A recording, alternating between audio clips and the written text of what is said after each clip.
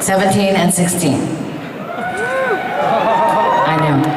And so anyway, one night I went to a party and Lindsay was there and he was singing a song. And I just walked up and started singing with him, as I have been known to do. And it was really good. And then when it was over, I walked away. And I never saw or heard from Lindsay again for 2 years, until 1968. So I got a phone call from a very nice man named Bob, who said to me, Lindsay Buckingham and I would like to know if you'd like to join our band. And I said, well, what kind of a band is it? And they said, we're in San Francisco, it's the dawning of the age of Aquarius. It's a rock band, it's a rock and roll band. And I said, well, okay, yes. And I'm thinking, I hope so, I can do it. The next thing I know, I'm at Lindsay's house going to practice 4 days a week.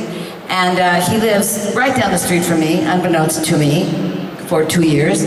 And so I'm there at his house a lot, and we are practicing every day. And this is a good band. So all of a sudden, we are doing very big shows, and we are opening for the biggest acts, really, of all, ever. And such as Janis Joplin, 30,000 people, Jimi Hendrix, 75,000 people, Santana, thousands and thousands of people, right before the movie Woodstock came out, and Creedence Clearwater, Stuck in Lodi, and we were stuck in Lodi with a broken down car. So, that's only 4 of the people that our band opened for. So when this was all happening, we were making really good money. And I heard a rumor that there was a store in downtown San Francisco called the Velvet Underground.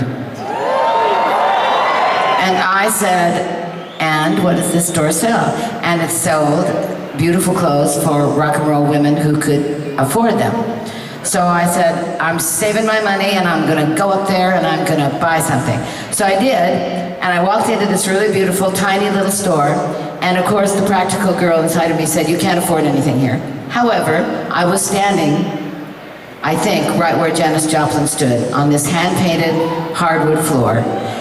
And when I was standing there looking at everything that I couldn't have, I said to myself, but one day I will be able to walk into this store and buy anything I want, and it won't matter how much it costs. So this was a big dream, but it became my dream that moment. And when I walked out of that store, I was a different person.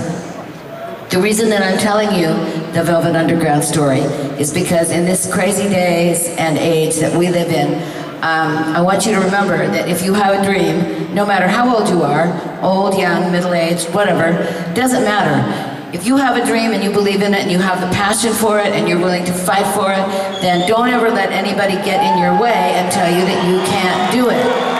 Because you can. They will say, you're not talented enough, you're not smart enough, you're not pretty enough, you're not all that stuff. But you are, and you can have anything you want. You just reach up into the stars and pull that star down. Go back to the Velvet Underground and stay there!